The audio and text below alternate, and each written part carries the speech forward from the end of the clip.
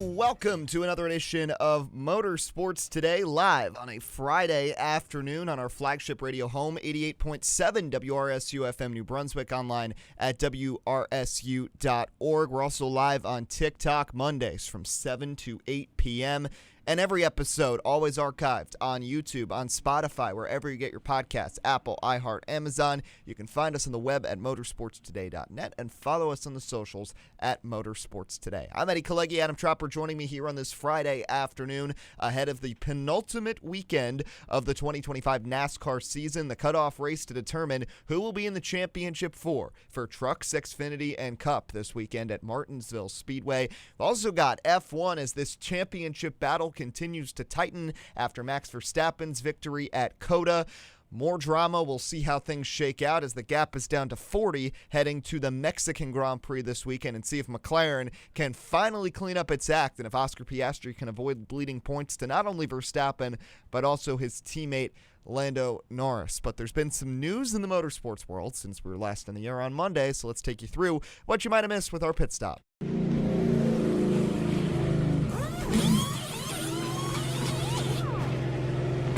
Starting briefly in Formula One, earlier this week at the National Italian-American Foundation event in Washington, D.C., amidst rumors that Ferrari would consider booting Fred Vasseur in favor of Christian Horner, the chairman of the brand, John Elkann, expressed full confidence in his current team principal, saying, quote, "I want to express our full confidence in our team principal, Fred Vasseur, and in the work he is carrying out together with all our colleagues at Scuderia Ferrari, the mechanics, engineers, and drivers competing this weekend in Austin. I also want to reaffirm the importance of teamwork by everyone to maintain focus on the only goal that matters, always giving our very best on the track." Well, Ferrari winless this season, and in fact, they haven't won any type of F1 championship since winning Constructors in 2008, haven't gotten a driver's title since Kimi Räikkönen way back in 2007. We're going to revisit this conversation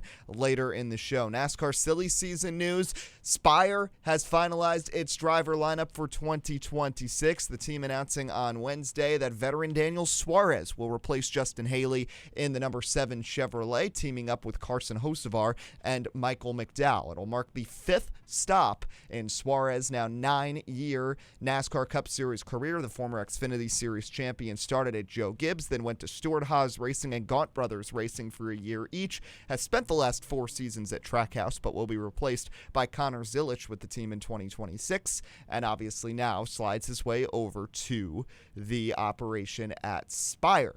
Also in Chevrolet news, Raja Caruth plans to run the full-time season in the Xfinity Series, now the O'Reilly Series next year, but he's going to have to find 2 different rides. He's going to run part of the season with JR Motorsports in their number 88, vacated by Connor Zilisch. The rest of the season, according to a live stream, Raja saying yesterday, he will be racing for Jordan Anderson Racing to be able to run the full season and compete for an O'Reilly Auto Parts Series championship. And also must make mention, they were back in court a few days this week in the ongoing antitrust lawsuit between 23XI Racing and Front Row Motorsports and NASCAR leadership. In a statement, Jeffrey Kessler, who represents the teams, said on Thursday, quote, "My client's goal has always been to provide opportunities for growth and stability for every team, and they remain steadfast advocates for a fairer, stronger sport. Today's hearing confirmed the facts of NASCAR's monopolistic practices and showed NASCAR for who they are, retaliatory bullies who would rather focus on personal attacks and distract from the facts. My clients has never been more reunited and committed to ensuring a fair and competitive sport for all teams, partners, drivers, and fans. We're going to trial to hold NASCAR accountable." That's your pit stop, bringing in Adam Tropper. I don't want to harp on the lawsuit. We've spent so much time on it, and I don't think there's any really new developments. I think the only thing we can say from this is there was all these rumors about, maybe there's going to be a settlement this week, put everything behind them before the season ends. Based on that statement alone, Tropper, that is clearly not happening. Yeah, I would have to agree, and I think that's pretty obvious where it's going. I mean, we've talked about it extensively for the last over a year now, actually. I believe it started in early October of 2024. But we knew it was probably going to go to trial to begin with, and the chances of a settlement were incredibly, incredibly low. I mean, they were able to go to the negotiation table this week, so that's a start, I guess. But after that statement, I think a lot of people, including myself, don't have a lot of hope for a settlement anymore. Yeah, and we will see how things progress, but it's gonna get messy in December when they truly go to court and a lot of the stuff is publicized and NASCAR potentially has to open up its books. There's going to be a lot that goes on, and again, when we don't have racing to talk about, we will give you a lot of coverage of that, but I don't want to spend any more time on the lawsuit. It's boring. So we do have big racing this weekend, Martinsville and Mexico. We will get you set for that later in the show, but let's start with the biggest silly season news of the week, Tropper. I think we all knew that this was the direction things were heading when Justin Haley vacated the 7 car, but Daniel Suarez stays in the Chevy camp and goes to Spire. Now, I like this move for a few reasons. Number one, I think this is about the best Daniel Suarez is going to get right now. I know Tim was saying on the show that Suarez would be perfect for a high-level Xfinity Series ride, maybe Junior Motorsports. We're going to talk about Junior Motorsports a little bit in a bit, but I think if he was going to stay in the Cup Series, this is clearly a team that has upward trajectory. They've gotten significantly better. Both Hocevar and McDowell have had legitimate chances to win this year, and not on just super speedways and road courses, on intermediate tracks where they have been right up there with the likes of Hendrick and Gibbs and Penske. I think this is a good group for him to be with. I also think in terms of driver development, Suarez is one of those people who could use more starts in Xfinity and in trucks. And you look at Spire. Obviously, those drivers had a lot of ties. We've seen those drivers compete for Kalegi and for Junior Motorsports in the Xfinity Series very recently. Wouldn't be surprised if Suarez is able to ink a deal for that. And let's not forget, Spire's got a truck team as well. And I think Daniel Suarez, there'd be great benefit for him to just get more track time as he tries to ascend in his career. I don't know how many more opportunities he's going to have left in Cup. This is now stop number 5. I know he had some moments with Trackhouse. He made it to the second round of the playoffs in 2022, but it feels like that's where he kind of peaked. He's got his 2 Cup wins, but I think this is the best possible opportunity for Suarez right now, and perhaps a final chance for him to just try to stay competitive and be able to maintain a full-time opportunity in the Cup Series, just because, I mean, the results just haven't really been there these last few years. Yeah, it's the best opportunity you could have got him, but truly, I think the last decent ride in the Cup Series, at least immediate. He's not going to bounce in another lateral move if this deal doesn't work out in a year or two. I mean, he's going on year 9, year 10. It's going to be year 10 next year, which is crazy. Him and Eric Jones are going to be 10th season in the Cup Series. We're getting way too old. I do not like this. Yeah, I mean, the fact that he's had a decade in the Cup Series, and yes, he was rushed up with the Carl Edwards retiring situation. He only had a year at Gibbs, a year at Haas. He was bouncing around so quick that he couldn't really get anything truly established. I will give benefit of the doubt and credit where credit is due in terms of rebuilding his Cup reputation at Trackhouse, but Trackhouse was supposed to be the cornerstone. He was supposed to be the cornerstone. That was supposed to be the end destination where he would spend his entire career. And yes, obviously the charter system renegotiation going down to 3 full-time cars. Trackhouse has a stacked lineup, and performance obviously trumps everything in these discussions. But I don't think people were expecting this to only be a 4-season affair, and now to go to Spire, which even though Spire has had their flashes this year, they're still a step down in resources compared to Trackhouse. I think Suarez is going to do fine. I think just like Hocevar and McDowell, he's going to have a few opportunities to win next season. But if he doesn't capitalize on it, it's not going to be a good look across the industry. 5 teams in 10 years isn't exactly how a Cup driver's career should be, at least not a successful one. And it's just tough because clearly he's proven to be one of those drivers where it's similar to like a Cole Custer situation where he's been struggling in the Cup Series, maybe not as bad as Custer, but Xfinity or O'Reilly or whatever tier 2 would be called at any given point seems to be that best option for him. So I do agree with Tim, but the money is in the Cup Series, the fame, everything is in the Cup Series, and if you're there, I think we said on the show last week, you can go down. John Hunter Nemechek did and rebuilt his career. There's Harrison Burton's in the process of doing that right now. Cole Custer won a championship before going back up. So it definitely is possible, but you don't want to do it. And with sponsors behind Suarez already, I get why. So the real question now is, how much of a lateral move is it going to be? And will there be a massive fall off? Will he be just the third car, like a you-know-what car behind Hosamar and McDowell, just kind of like Justin Haley was this year, running back end of the 20s, if not the 30s all season? That's the question. Or will there actually be a performance jump for that third Spire car? And will he be the one to actually lead them into the playoffs? Yeah, I think that's the real question, and I'm glad you brought that up. I've used this terminology on this show a few times, and because the World Series starting tonight, I might as well bring up this baseball analogy again.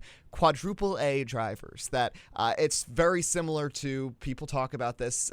There's a Mets player by the name of Brett Beatty that they always call like a quadruple A player, where he's too good for Triple A, but he's just not major league caliber. And there are drivers that I feel like embody that in NASCAR too, where, I mean, when they go down and they race in the Xfinity Series, they kill it. But then they come up to Cup and they just can't hang. And I mean, Cole Custer to me is an example of that. Austin Hill is probably in that category. I hate to say it, but and I know he hasn't really gotten maybe a fair shake in the Cup Series, but Justin Allgaier is a prime example of that. Riley Herbst is proving to be that.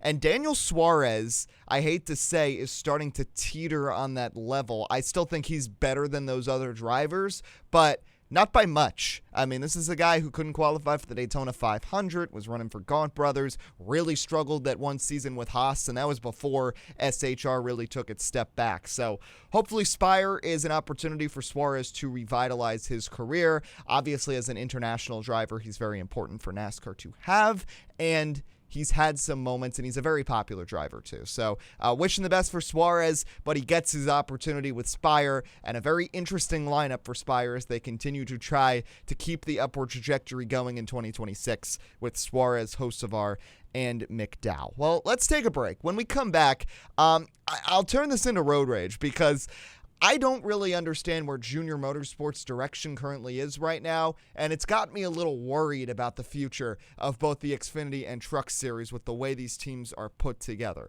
I'm going to talk about it, going to talk about Raja Caruth. We got some F1 discussion and preview of the weekend coming up later on the show. Eddie Kalegi, Adam Tropper here with you on a Friday on Motorsports Today, 88.7 FM, WRCU.org, always available on Spotify or wherever you get your podcasts. Hey, this is Tim Moore, and you're listening to Motorsports Today. Back to the show.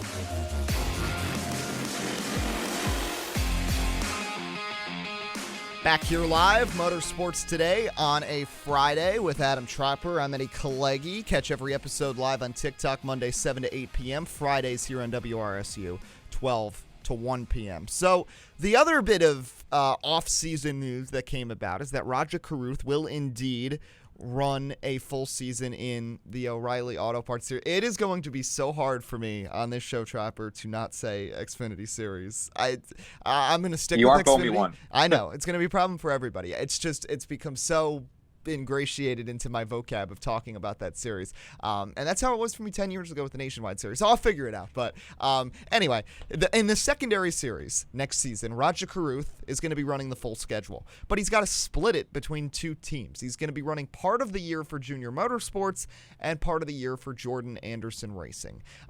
Good for Raja to get the opportunity. I think he deserves this upward movement. He's shown it. He's had a very good season in the Truck Series this year. And I don't think he's gotten his fair shake of opportunities with Xfinity so far. I think Corey Day has gotten way too many starts in that 17 car, which is a different conversation to have.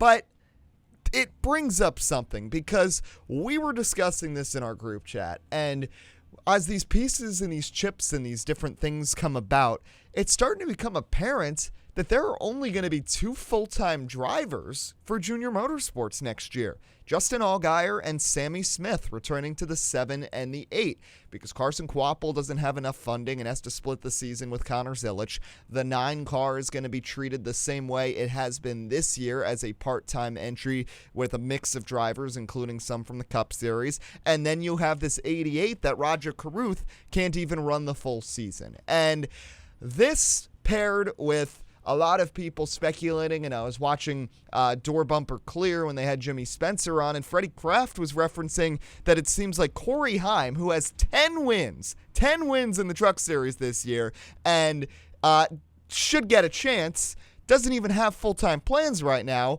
because of sponsorship. And then Jimmy Spencer was talking about how does Riley Herbst have a ride and Corey Heim doesn't. And that is why we got to turn this into this week's Road Rage. What is this going to accomplish? That is a horrible way to go about it. We love racing, but sometimes things rub us the wrong way. How do you expect this kid to have any sort of confidence? It's completely ridiculous. It was moronic. It was so stupid. You can't make this up, and you can't excuse it either. It's time for Road Rage on Motorsports Today. I understand that NASCAR's financial model has changed significantly from the heyday. But what has become very concerning over really the past year is the issue of getting drivers in cars for a full season in the secondary and tertiary series. And if Corey Heim can't get a full-time ride, that's insane. And the fact that Roger Carruth clearly doesn't have the sponsorship support to run a full season for Junior Motorsports, and Junior Motorsports, which we view as probably the most financially stable team in Xfinity, right there with, of course, Joe Gibbs Racing. If they have this issue where Carson Kvapil and Roger Carruth can't run the full season for the team, even though they definitely have the driver talent to be full-time drivers to compete for an Xfinity Series championship next year, we got a real problem on our hands right now that, the sponsorship model and maybe the revenue share needs to be adjusted in the Xfinity and Truck Series to, complement and maybe go along with the amount of sponsorship money that's brought in, because this is insane that both Roger Carruth and Carson Kvapil can't run full-time for Junior Motorsports, and that JRM has to turn to Cup drivers to fill their rides for part of the season so that they can get the financial backing to keep things going. And the fact that this is Junior Motorsports doing this and not like some B-tier team, this is the team that you think of when you think of the secondary series in NASCAR. Very concerning to me. Yeah, it's absolutely ludicrous. And I got to think of the closest comparison to the Xfinity Series. I'm still going to call it that until next month for sake of argument. But Ross Chastain, 2018, he was with JD Motorsports most of the season. Many got those rides with Chip Ganassi Racing and split it in that 42, which was a lot more competitive. It's not unheard of to do that in this series, but the fact that you got JRM, the best team, the defending champions, and realistically, who should be the champions this year with how many wins they have as well, it's mind-boggling how they're going to have 5 full-time cars, 5 full-time entries, but only 2 full-time drivers. That is just bizarre. I mean, there's no other way to put it, and trying to find the explanation, it's obviously for financial reasons, but it just doesn't sit well. I mean, how is this supposed to be a developmental series where you're supposed to get the best talent and give them, I mean, the idea behind it is supposed to be a consistent ride where you can continue to grow and develop. You aren't going to get that as well if Raza's splitting the season, if Carson Kvapil's splitting the season. These young guys, they barely know, they need to learn how to drive the cars to begin with. They barely know how the series runs, let alone having to go between 2, maybe even 3 teams just to put together a full season financially. And the revenue sharing too, that's a lot, because you look at I think it's Bob Pockrass who posts the purse money every week on Twitter, and you see Cup is anywhere between maybe $8 and $12 million for the entire purse, and that's before the charter money, anything else, just the straight up purse money. But Xfinity is usually like 1.5, which is a tenth of Cup, and then Trucks is even worse. It almost never breaks $1 million, except for Daytona at the beginning of the season and Phoenix at the end. So it is just completely unsustainable for these teams nowadays, unless you have a high-profile sponsorship. And we're talking that with Corey Heim and everyone.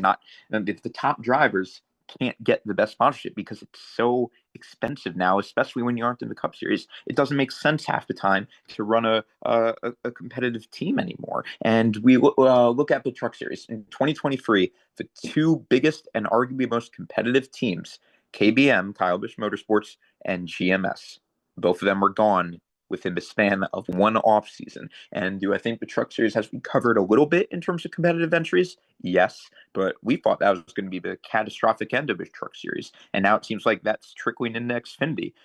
And I don't know what the answer is. You want to say give more money from the TV deals, or just allocate more and give a little bit of the cup money to Xfinity, O'Reilly, whatever you want to call it. But that's not the easy answer. And the question is, how will this be fixed? Because it's not only going to affect the product of the series, it's going to affect what competitive rides are in there. And as a result of that, it's going to affect what drivers can even move up in there and the developmental ladder. So it's just the NASCAR, and I don't even want to put this all on NASCAR, but if the industry doesn't work together to find a fix here, it's going to be a problem. Yeah, it really is going to, and it's amazing just how things have kind of changed. I mean, the other big change that I can think of that's gone on longer, and I mean, this has been a fact for a few years now. I mean, we think back to, 10 years ago, how many Cup teams had Xfinity programs, and how many of those have since gone away. I mean, Joe Gibbs Racing's program is smaller than it used to be. Roush had to shut down their Xfinity program mid-season. RCR still has theirs, but it's smaller than it used to be. Penske used to field full-time entries in the secondary series. That doesn't happen anymore. Of course, we know what happened with Stewart-Haas Racing. It's so different now, and something needs to change, because it's ridiculous that you have this. And I think what will become, the point where this actually becomes an argument that a lot of people talk about, and not just us on this show looking for a road rage segment, is when Corey Haim has to either split between multiple teams next year, or even worse, and I really hope this doesn't happen, can't compete for a championship next year because he can't get sponsor support. And then this is when it becomes confusing to me, to certain sponsors, that you're not going to back Corey Haim. If you're going to pick to sponsor a certain driver in NASCAR's development series, go with the guy that's always at the front, and your sponsor's going to be on TV all the time because his car's always in first place.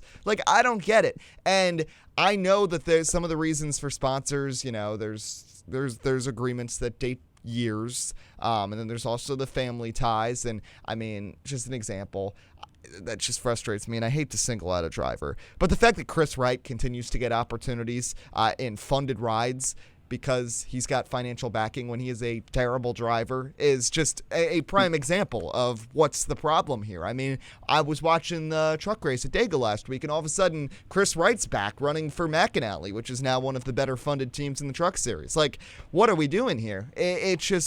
It frustrates me. And the other thing, too, because you mentioned JD Motorsports, I just brought up Chris Wright. Another issue we've seen in Xfinity Tropper, our team shutting down mid-season. I mean, we have seen this with our Motorsports. We've seen this with JD Motorsports. We've seen this a few times now over the last few years, where teams just do not have the sustainability and can't last the whole year. Mm-hmm. Yeah, and it's such a major problem. And once again, outside of giving the teams more direct money from the purse offerings, I don't know what the solution is, because some of these teams are not. I'm trying to think of a better example. Rouse is probably the best example of when they went under their Xfinity program midseason. They actually had some consistent sponsorship. Bubba Wallace was their full-time driver that year, someone that had a lot of sponsorship backing behind him, even in his Xfinity days. So I know there are some teams that are going to have their problems, like our Motorsports. They didn't have really any sponsorship left. JD Motorsports, they didn't really have any sponsorship left. But it's shocking, because even the ones that arguably did also had to go under. So for whatever reason, it just hasn't been financially sustainable, and it hasn't been for, frankly, almost a decade now. So I don't know. And like I said, it's only going to continue to hinder the developmental pipeline. It's only going to continue to hinder the racing product. And frankly, fans might start to turn away. A lot of fans say Xfinity is the best racing right now, just because of the way the cars are, just the entertainment value. But let's be honest, if we lose any more competitive teams, it's barely going to make out a whole playoff field. I mean, if you get some competitive drivers like Corey Heim that can't even compete for a championship, or it's going to be too confusing to follow along your favorite driver because you don't know what ride they're in each week, that is a big industry-wide problem that they need to get sorted out. I will say, though, just to tie a bow on it and end it on a positive, it's the Xfinity Series has been in bad spots before, financially or just structurally. I mean, the one I think of, Tropper, is when they used to let Cup drivers run the full season in the secondary series, which, again, maybe gave more names, but it hurt in the long run because it really hurt driver development. And I was watching a YouTube video about this a few weeks ago about, like, the rookies of the year in NASCAR from, I think it was, like, 2007 until 2012. And, like, none of them were noteworthy people because, I mean, you had a good class of people that came up around 06, 07. You had, Truex, Kyle Busch, Hamlin, Menard, Boyer. And then after that, because of all what the term is, bushwhacking down in the secondary series, you didn't really have much driver development. You had randoms winning Rookie of the Year, some of them not even running the full season, and you didn't really have any sort of prospects to make it up from the secondary series and actually have productive careers until, I don't know, Ricky Stenhouse, Austin Dillon, Kyle Larson. And that's a big gap. And we have since seen that remedied, and things have been, are in a much better position in that facet. So at least that gives me some positive feelings that the Xfinity Series can fix its problems that it has. But obviously this one now is more financial versus structural. Mm-hmm. Absolutely. But first off, you're giving disrespect to Andy Lally and Stephen Light. I mean, come on, NASCAR Cup Series Rookie of the Year, Eddie. Bro, Stephen Light ran like 12 races. I mean, shut up. And Andy Lally's a road course driver. Like that can't be your Rookie of the Year.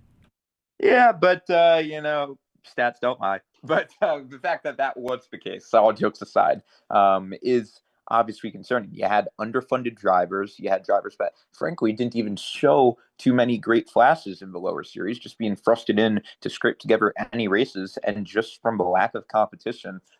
So the developmental pipeline, you're right. It's been worse before, and it might even be worse again in the future. So if any series can kind of scrape their way out of it, it definitely has to be Xfinity or O'Reilly Series going forward. I would have to agree with that. But it's actually interesting seeing the comparisons for, albeit different reasons. We've seen it before. We'll probably see it again. But let's just frankly hope for the best, and that it doesn't cause a complete collapse of a series. Let's just hope that there's enough competitive rides to go around right now. Yeah, and I mean, we're talking pretty doomsday. I think everything will be okay, but it is kind of shocking to see Junior Motorsports only with 2 full-time drivers. I'm glad Roger Carruth was able to stitch things together, though, to be able to run a full season in 2026 and go for that O'Reilly Auto Parts Series championship. Well, we're going to take a break. When we come back, what's Ferrari's direction right now? We're going to talk about that. Fred Vasseur, full confidence from John Elkman in Vasseur. Should they make a change? What do we think? We're going to talk about it. Eddie Kalegi, Adam Tropper here with you on Motorsports Today on a Friday on WRSU FM New Brunswick, WRSU.org, and always available on Spotify, YouTube, or wherever you get your podcasts. This is Eddie Kalegi, and you're tuned in to Motorsports Today. Now, back to the show. Back here at Motorsports Today. Reminder, next weekend, Tropper and I will be heading to the desert. We're going to have some coverage from Championship Weekend at Phoenix. Going to be a lot of fun to see 3 new NASCAR champions crowned in Arizona, and we will have plenty of coverage for you all weekend long. We're back here. Let's shift to open wheel for a bit, Tropper, because Formula One, I alluded to it off the top. John Elkann, the brand owner, the chairman of Ferrari, expressing full confidence in Fred Vasseur as their team principal, even as a lot of people talk about, hey, Christian Horner's a free agent. Maybe he'd be the move that Ferrari needs to make. And a lot of people wondering perhaps if they would make that move. Now, Fred Vasseur had the resume. We talked about it 2 years ago when they brought him in. He had the resume. He had the history with Charles Leclerc, working with him way back in his F2 days. This felt like the right move for Ferrari to bring him in directionally. And Ferrari has improved. I mean, last year was a pretty good year for the team. They finished second in the Constructors. This year, I mean, they compared to where they were in 2023 when they had the 3-tire pit stop, when they made all of those miscues, the mistakes have gone away, but it just feels like they're not really competitive compared to the other constructors. And I mean, the numbers tell you that they're right with Mercedes and Red Bull. I mean, constructors standings wise, they're only 7 points behind Mercedes. They're right above Red Bull. But when you go beyond the numbers here, Tropper, they don't have a win. They only have 6 podiums this year, and Max Verstappen is a one-man band at Red Bull. They're being outperformed by both those teams. And it goes beyond simply maybe Lewis Hamilton is washed, because that might be what some people point to, because while he had a good weekend last weekend, Charles Leclerc has not been good this year. He's 5th in points. He is decisively below the top 4 in terms of performance on a week-to-week basis. Piastri, Norris, Verstappen, Russell. There's problems at Ferrari, but I don't think you need to pivot from Fred Vasseur right now, because again, next year could be a completely different deal. With all of the regulation changes, with all of the different adjustments to the way F1 will act, there is no reason, in my opinion, to make that pivot right here, right now. I think you have to give Fred Vasseur at least a bit of a shot during the new era. Because, I mean, we don't know. As much as Ferrari fans are very critical, and there's justifiable frustration right now. I pointed out the numbers off the top. 17 years since a constructor's title, 18 years since a driver's title. That's unacceptable for Ferrari's brand. They're supposed to be the best of the best, and that hasn't been the case. They're the Dallas Cowboys of Formula One right now. But you at least have to give Fred Vasseur and his team a chance when you have the regulation changes, because you don't know behind closed doors maybe how focused they've been on the 2026 effort besides this year. Is that a mistake perhaps? Maybe, because Lewis Hamilton does not have much more in the tank, and I think you have to maximize as long as he has, which is not much left, and kind of tanking a year when you have him probably doesn't make sense. And I don't know if they've necessarily done that, but if you're talking about Ferrari, I think this is a team that you don't need to pivot from Fred Vasseur right now. You need to at least give him a chance when things are going to be leveled off, when McLaren's not going to be as good, when Red Bull's continuing to be uncertain, when it feels like there's going to be a more level playing field, and then make that decision. So that's why I don't care that Christian Horner's available. Let's not forget, Christian Horner got canned from Red Bull. I know he's a mastermind. He lost his job with the team. Let's not forget that. So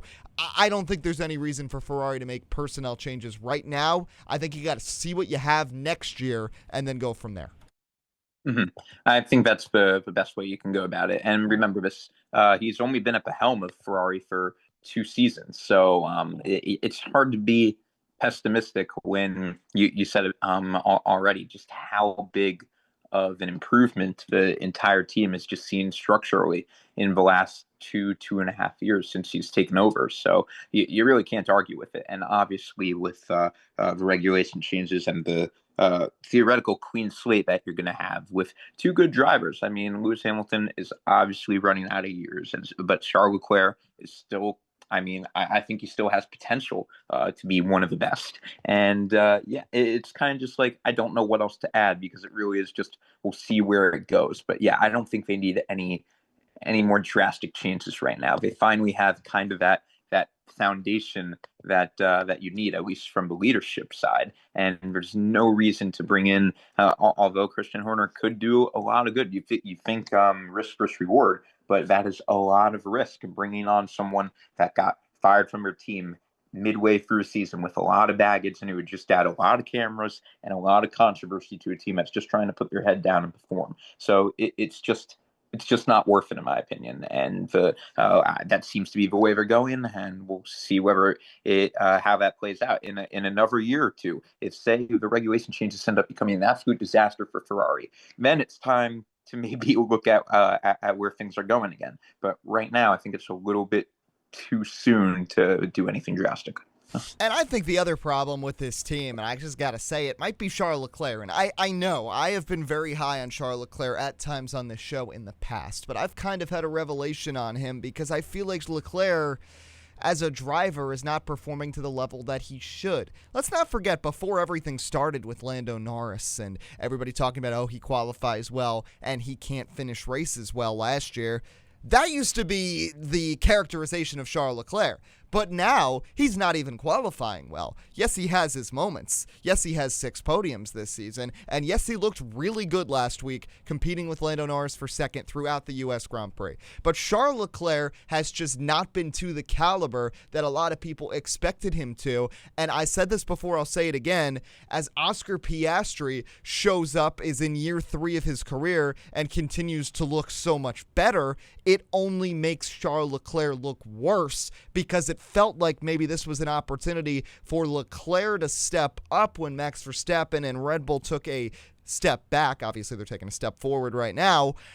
But Leclerc just hasn't done that. And yes, maybe you can blame a little bit on Ferrari. Maybe you can blame a little bit on the fact that his teammate Lewis Hamilton hasn't performed particularly well either. Maybe you can blame it on Fred Vasseur. But I just think you cannot ignore the fact that Charles Leclerc has simply not performed to the caliber that a lot of people expected him to, including myself. And again, things can change with the regulations in 2026. But as of right here, right now, Charles Leclerc is not doing enough for me. I think that's a fair assessment, and I'll be honest, like 5th in points is still very, very good. But for the team and the expectations, I will pivot a little bit and agree with you. It's not the expectations that you thought he was going to have or how his career is going to pan out so far. I mean, Oscar Piastri and McLaren, same with Lando, McLaren's just been doing so well. They have clearly taken that front runner position.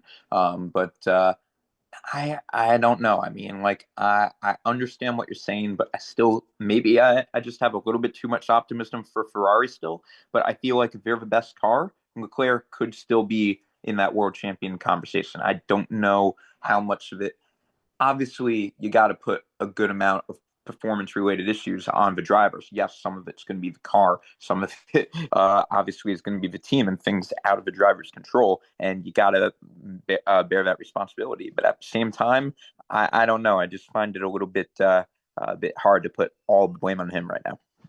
But it's just the expectation thing. That's my problem, because like he won 3 races last year, and yeah. I like, you expect more from Charles Leclerc with the way he's been framed and the way he started his career too, with like the 2 wins in 2019. I think it's very interesting. His career path almost reminds me a lot of Colton Herta's IndyCar career, because Charles Leclerc, when he made the move from Alfa Romeo to Ferrari and immediately finished 4th in the championship in 2019, people were like, wow, this is like the wonder kid, and he has flashes, but he has trouble putting races together, and you can't call it inexperience anymore because he's in year 8. Yeah, no, honestly, that's as good of an argument as it gets. And the reason why, I think it's just, I'm still, and I hate to say this, but still fairly new to the F1 landscape. Only 3 years. I didn't see Leclerc's whole career play out. I feel like it's harder for me to give like a good perspective on it. But that is definitely a valid concern. I mean, you're with a top 3 constructor, so you'd think, like right now, I think looking at just the box score, for lack of a better term, he's somewhat meeting the expectations. But you're right, he's not that wonder kid future generation of the sport that people were making him out to be. So it's just where do you place his career right now in terms of where he should be, how he should perform, and what threshold you should have. So honestly, I'm pretty speechless, if I got to be honest, because I don't know what that answer is. But I think next year, or if he doesn't take that step up, then I think the conversation, because then it's a whole nother regulation change. He's the one that should be carrying the torch for Ferrari going forward, because let's be honest, Hamilton maybe has another 2 years left tops. So if this isn't as big of a step up next year, if he doesn't finish at least say 3rd, I'm going to call it now. If he doesn't finish in the top 3 in the World Championship, then I think the concern's fair. So let's pivot. Big weekend coming up. Mexico, Martinsville. Let's get into it with I Got This Feeling. Tropper, Mexican Grand Prix. Max Verstappen has won 5 of the last 7, dating back to 2017 at Autodromo Hermanos Rodriguez, same circuit that NASCAR ran. Mexico City, great track. Of course, the home race Will always be hyped up for Checo, who will not be on the grid. I think it's funny, F1 was like tweeting about how next year it'll be home race for Sergio Perez again. It's amazing how popular he is there. It's going to be cool to see him racing for Cadillac next season. I'm very excited to see what they can do. But last year, Max Verstappen had a messy race. He ended up with 20 seconds worth of time penalties, and it ended up costing him, and he ended up finishing 7th because he was making a lot of contact with Lando Norris. And Carlos Sainz ended up sneaking through and winning. I believe that's actually the most recent win for Ferrari as an organization. And I don't really think that's going to be replicated. When you look back at last year's race, Lando Norris had a lot of contact with Max Verstappen. In spite of that, he still managed to finish in second place. It's only a 14-point gap. Verstappen is 40 back of Piastri. I can't pick against Max Verstappen right now. I feel like I've said that on the show many times before, but I just got to stick with my gut and say that Max Verstappen is going to keep this going and keep gaining. I don't think we're going to have another McLaren incident. I feel like there's probably been some discussions behind closed doors about what went down this past weekend, but I got this feeling Max Verstappen will continue to eat at least a little bit into the gap. Not much. I think Norris and Piastri are going to run just fine and be up there, but I can't pick against Verstappen right now with the way he's performing. Tropper, I think he's going to get it done and win Mexico for the 6th time in 8 years. Yeah, same here. I mean, I keep saying, give me Max Verstappen until proven otherwise. And it's been, almost 2 months probably since I've been saying that. And he hasn't proven me otherwise. He's only become more and more dangerous and inch closer and closer back into that championship fight. Max Verstappen with nothing to lose. And in all honesty, it seems like he has more to lose now that he's back in the championship fight. But where he's been and just the way he's had to race, you couldn't get a more dangerous Max Verstappen. And I think we're going to continue to see it clearly at yet another track that he has had continued success at over the years.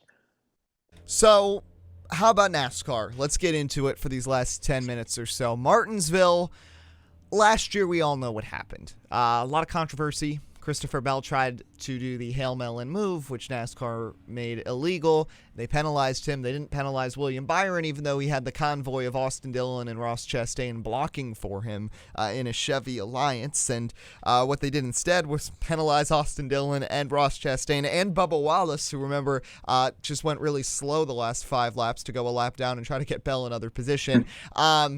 I really hope that doesn't happen again. I think things are going to be very heavily legislated by NASCAR this time around. Just given what happened, I don't think too many teams are going to necessarily tempt them.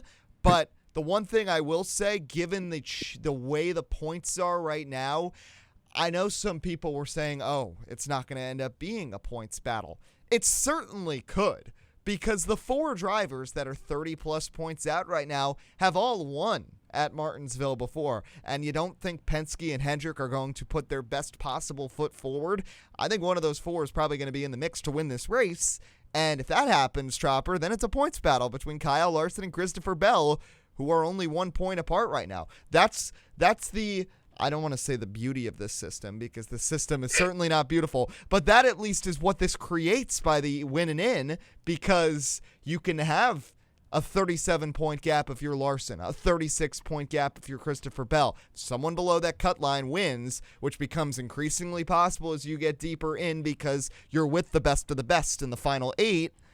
Then all of a sudden it's a points battle and you go from 37 points to essentially a dead heat between Larson and Bell to get in. Yeah, and once again, I'm not going to turn it into a whole nother playoffs conversation, but it is funny how it does lead to these potentially exciting moments, though.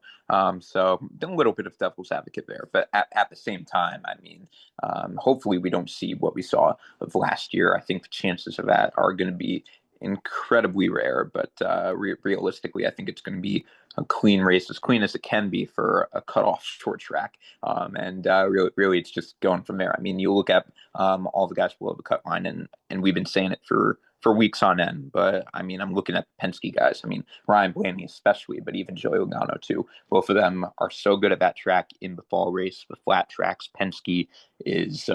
It feels like they're genuinely unstoppable at the end of the season. And this is the first time in a few years that maybe they haven't. But at the same time, anything can happen. And they've proven time and time again that in a win-and-in situation, they could get at least one of their cars in for sure. but it is an odd year. And that is true. That's why I just don't feel it with Joey Logano right now. Like, I know I was saying, oh, you can't let him hang around. But since we've gotten to the round of 8, Joey Logano is not making those winning plays that you usually expect from him. I mean, at Las Vegas, yeah, he was up there with the other playoff drivers, but he didn't really make much noise in that race. And I mean, Talladega, I know we harped on it on Monday, but Joey Logano was irrelevant. And I don't care about Tim with his crying towel about how people wouldn't work with him. Guess what? The 22 usually, even if he doesn't have teammates up there, is able to thread the needle and get through and make his way to the front and be in the conversation at the end of a super speedway race. And he just wasn't. And I just, there's nothing that I have seen from this 22 team, and maybe he'll make me eat my words because it is Joey Logano, and he's a 3-time champion in this format, but there is absolutely nothing that I have seen from Joey Logano that makes me say, oh, that team's going to show up at Martinsville with a winning car.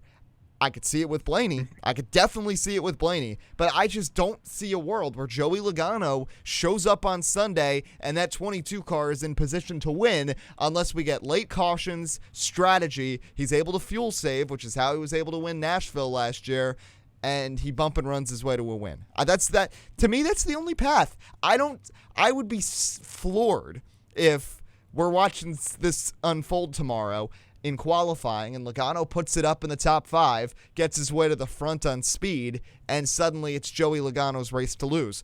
I could see that in other years, but this year with that 22 team, I just have my doubts, even though I know, Tropper, you're very high on Paul Wolf. Mm-hmm. Yeah, that is part of the argument I was going to make. The Paul Wolf-Joey Logano combination is very, very few combinations and pairings can match that, in my opinion, because when those two are on their game, they are on their game. I mean, they are legit threats. I mean, you can literally never count Joey Logano out, even when he's out. You look last year, the famous example, he was eliminated and then put back in and won the championship. So Logano is one of those guys that I'm skeptical to take out of the equation completely, but I will agree with you, and I will say that of the two Penske guys right now that could easily win Martinsville, I have a lot more faith in Ryan Blaney right now, especially with just how well he's ran at Martinsville in recent years too. So I'll give it to Blaney over Logano in that regard, but it's hard to count out either of those guys, quite frankly. Because listen, the difference is from last year. I mean, Logano didn't have to worry about Martinsville. He won Vegas. He was set. And I just haven't seen the short track speed from that 22 team really since Richmond last year when we all know what happened with him and Austin Dillon. I just don't feel like I've seen it from the 22 team. And yes, I have a lot of faith in Paul Wolf to put him in the best position possible. But even that, I don't feel like mechanically that 22 car has been at the level it should, especially with short tracks. It's had its moments at the beginning of the playoffs, but I just don't really feel like the 22's done that. And, I mean, I know you might make the argument, well, what happened at Charlotte Roval? They found a way. But they found a way to 20th place. Like, he had a bad race at the Roval. They just got barely enough points to outdo Ross Chastain. Let's not forget, Ross Chastain had multiple massive mistakes in that race and still almost made it in by a point. Mm-hmm. Well, here's just the counter argument, because say Logano actually does make his way. You said it would have to be fuel mileage, but more importantly, he would have to be in that position and bump and run his way into the lead. Who says he's not going to do that? I think that is arguably one of the more likely scenarios, especially if he qualifies well, which once again, Joey Logano is going to put on his game face and be in that position. And I do genuinely think there's a chance. He is arguably the most aggressive driver out there. And if he's in a win-win situation, he's going to make that move any day of the week. And I don't know. It's just I see what you're saying. I really do. It's just hard to bet against him. And the funny thing is, after all this, when we do give our official picks, I'm probably not even going to pick Logano anyway, but it's just so hard to count him out here, especially as the defending champion, a 3-time champion. It is an odd year, so I will say that, but it's tough. It's very hard to take Joey Logano out of a championship fight prematurely. Yeah, so now here is where I will lock it in. I've been tossing and turning on a few different names over the last, I'd say, 3 hours or so. Here's what I've come to my agreement on. Christopher Bell, always, and I never fails me in this, runs well in cutoff races. And I think that's going to be enough for a top 10. I think he's going to outpoint Kyle Larson to ensure his spot in, regardless of what happens with everybody else. So let me just put Christopher Bell as my top 10 lock. In terms of a winner, I've been really thinking about this. We know Martinsville has a lot of history with Hendrick Motorsports. I don't see a world where Hendrick Motorsports doesn't get a car into the Final Four. They have been so tantalizingly close the last 2 weeks. I know I ripped on them on the show on Monday, but they had 1-2 at the final lap at Talladega. If Ty Dillon doesn't happen at Las Vegas, they probably finish 1-2 with William Byron and Kyle Larson. So why not say they could be 1-2 late at Martinsville, especially given the fact that they have good history at that track, albeit more so in the spring than the fall historically, but I have my faith. So then it becomes which Hendrick driver is going to get it done. William Byron has run well historically at Martinsville before, but I just do not have the faith in the 24 team. Chase Elliott has been consistent, but I've said it on this show this year, consistency doesn't win you a championship in this format. Kyle Larson, you could tell from the moment he got out of the car at Talladega, knew that there's a target on his back. Knew that he's got to be careful, even with the 37-point gap, because of how things can swing just like that. So I think Kyle Larson and Christopher Bell both keep themselves in. Larson by way of victory because he has been very good the last 4 weeks. He's gotten back into form really since Kansas. Larson wins. I'm going to lock in Bell for my top 10. I picked them at the beginning of the year to make the Final Four. They will be there to fight for a championship with Denny Hamlin and Chase Briscoe. How about you? I'm just happy for the first time in like a month our picks aren't going to directly overlap. I'm definitely going a little bit more conventional maybe with the expectation, but I just look at the averages in the next gen era because that's what I like to do. I'm very analytical with my picks and it's worked out for me well historically. But who has the best average finish since 2022 at Martinsville? Ryan Blaney. 2 wins, 5 top 5s, 6 top 10s in 7 races. And we're literally just talking about 5 minutes. So all these scenarios where Joey Logano can get in, I still have more faith that Blaney can. And if it's going to be a Penske car, if it's going to be a Ford this season, it's going to be Ryan Blaney. So I'm going to give Blaney my winner pick. But for the top 10 lock, I'm going with the guy that I think is just going to run well regardless because he has nothing to lose this week. Denny Hamlin is already locked in. He won at Vegas a few weeks ago, but very similar stat line to Ryan Blaney here. Actually, the most laps led out of anyone in the next gen era. 5 top 5s as well in the last 7 races, 8.1 average finish and a win. So he knows how to get it done in Martinsville here. How many all-time wins does he have here? 5 or 6? This is definitely a track where he could get it done. And honestly, just playoff points aren't even a conversation anymore. But we all know Hamlin just wants to check off the boxes of as many wins as possible. And there's no reason to think that he won't be in contention again. All right, well, good stuff. Martinsville and Mexico this weekend. I know stuff is going to go down in both of those races. And Monday, we will be back on the air to break it all down live on TikTok. And then next week, Tropper and I will be in Phoenix. Going to be a lot of fun as we cover the NASCAR Championship weekend. But that'll do it for this episode of Motorsports Today. Again, you can follow us on the socials at Motorsports Today. And find us on the web at motorsportstoday.net. For Adam Tropper, I'm Eddie Kalegi. If you're listening live on WRSU, the student section with the Hitman and the Duke is coming up next. But I'm Eddie Kalegi signing off, reminding you as always to enjoy the weekend and enjoy the racing.